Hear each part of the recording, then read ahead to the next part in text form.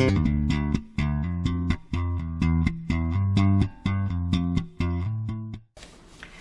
and welcome back to the Cursing Seamstress. I am here today for something very different. If you have watched my channel, you'll know that I don't ever talk about quilting. I am not a quilter. I admire quilts. I have quilts, but it's not anything that I've really ever been interested in doing. And I think whenever I thought about it, the idea of a quilt seemed so daunting because they look so elaborate and so geometric, so perfect. And I knew that all of that would take an awful lot of time. And I think that mostly what I do when I sew is I turn things out that can be finished in a couple of days, sometimes just a few hours. So as much as I appreciate quilts and admire the people who make quilts, it was never anything that I really wanted to do. But I don't really know why, but I decided to try a quilt. I knew I didn't want to do anything elaborate. I needed something very basic. I don't have a long arm quilting machine. I have a regular sewing machine. And the reason you can't quilt a big quilt, all of this is new to me, and some of the terms are very new, so I'm still learning, and I apologize if I don't have all the terminology correct. But in order to quilt something that you have made, you have to be able to fit it in your machine. So you have to look at the point where your needle is, and then the point where the base of your machine is, and that distance is how much you can squish in. You can roll it up and scrunch it up, but you really can't, you couldn't do a queen, or I don't even think you could do a full size quilt. I'm not sure, but you need a long arm quilt, which is one that has a lot of space in between the needle and the body of the machine to be able to fit that under there. So that's one reason, but the other reason is I just wanted to try a quilt, make a small quilt that was functional, that was enough that would cover up a person. And I thought about my grandboys. They are 9 and 5, so it would be pretty easy to make something that would cover them up. So what I did was I just did a Google search for make a simple quilt. And what popped up was a video on YouTube by Professor Pincushion, who I subscribe to already, and she had a really great tutorial. It's extremely basic, which is what I needed. I'd watched other quilting videos before that were labeled simple and easy, but they really were not simple and easy enough for me, who was starting at scratch. So I wanted to share that. So I'll try to put it below, but if you just Google even Professor Pincushion make a simple quilt, I'm sure that video will pop up. It's very, very basic. What she says to do, and I've got some notes, is hers is a simple square quilt. So it's just a matter of cutting out squares, and they are 8.5 by 8.5. When sewn together, the squares will be 8 inches by 8 inches because there's a 1/4 inch seam allowance.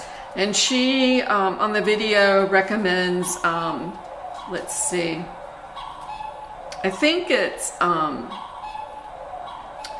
7 blocks by 5 blocks. So you make your 7 blocks, you sew those together at one side until you have 5 strips of 7, and then you sew those strips together.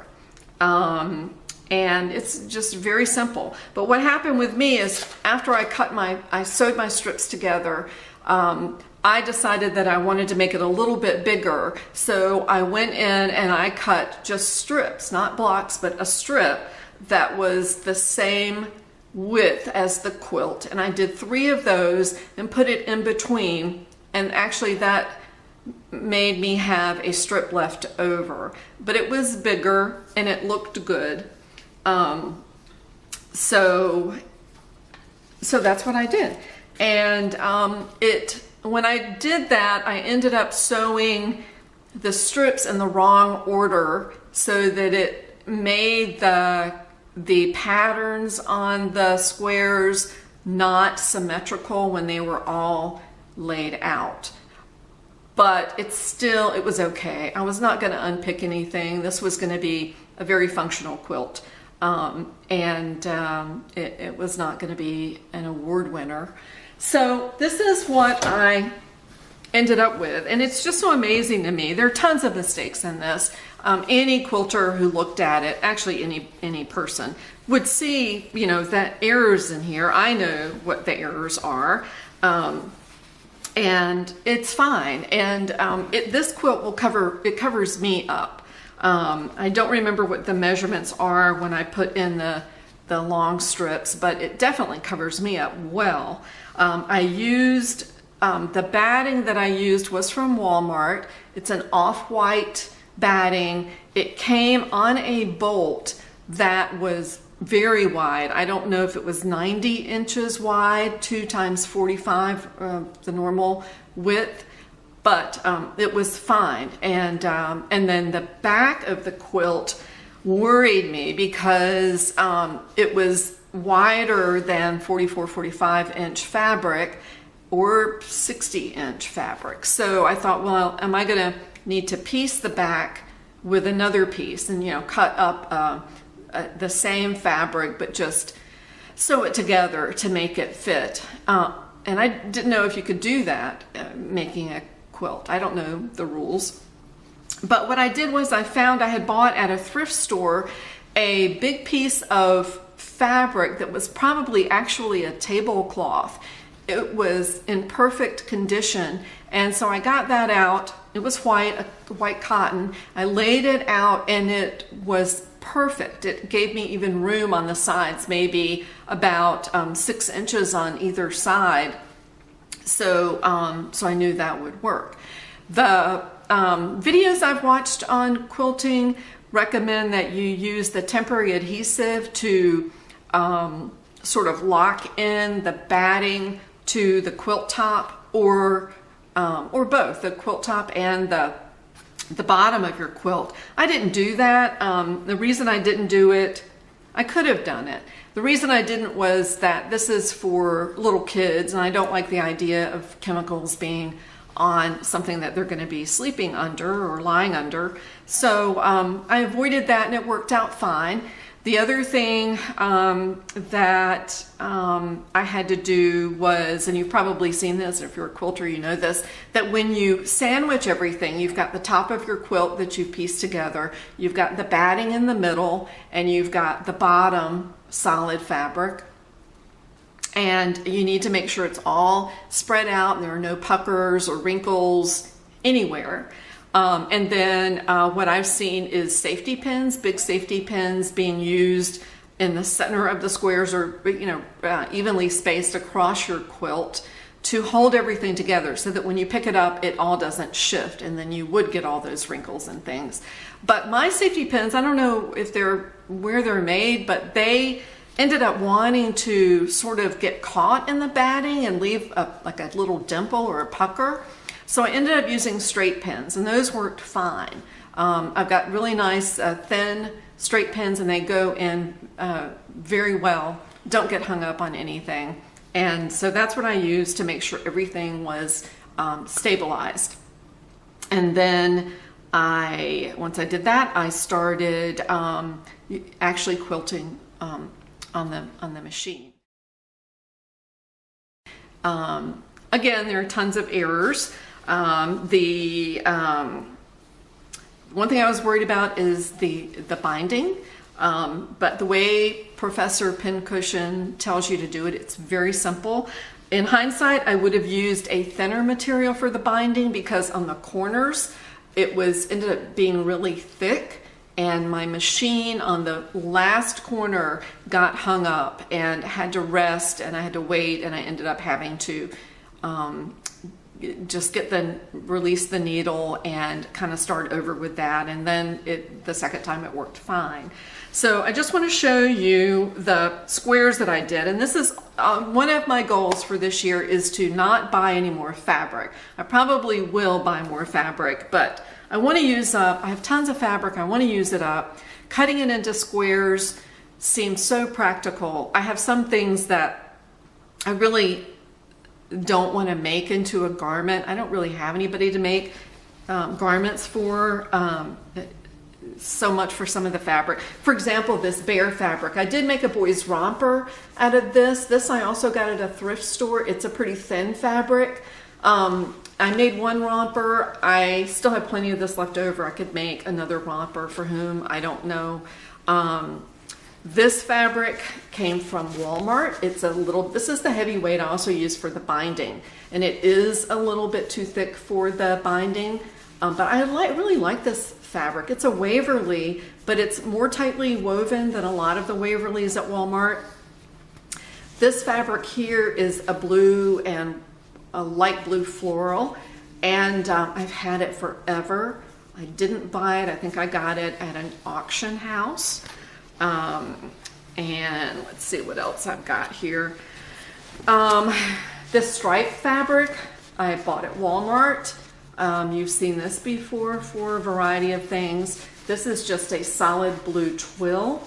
What I did was to make this quilt more long than wide, so it would have a definite direction. I put this blue piece at either end. So this will be the top or the bottom. And the side will not have that. Again, I just did that to give it some length. So, so those are pretty much the pieces. You can see, maybe not, where I screwed up on the patterns on the squares, but none of the same squares touch each other. So I don't have a bear print touching a bear print. But anyway, it is definitely an error. The back is this white tablecloth, again from a thrift store. I think I paid maybe $1.50 or $2 for it. And it really came out nice. I'm going to put a photo in so you can see the whole thing laid out. The binding did great. I really do like this fabric, although it's too thick, but it's a pretty fabric. So I like it. I like it a lot. Oh, the other thing on Professor Pincushion, she recommends, or she demonstrates in her video, doing this by hand, folding this binding over and stitching it on the backside by hand. I don't like hand sewing. It's way too tedious. Sewing this on the machine was absolutely fine. This is the front side. I used white thread, and I mean, it really doesn't show up. I just was not going to take the time to sew it by hand. So that's it. I'm going to put some photos in. I really do recommend, if you've been thinking about making a quilt and you want to start very simply just to see if you can do it, I recommend this video. The binding she shows you is very simple and basic. If I can do it, you can do it. So I'm already planning on another quilt the same size. I'll do some things different, of course, but I enjoyed it. And it was quick. It only took me from the day that I started to this morning when I finished up with the binding. It was 3 days of on and off sewing. So it was very quick. All right, well, that's it. I hope you have a wonderful rest of the week. Thank you so much for tuning in, and I will talk to you later.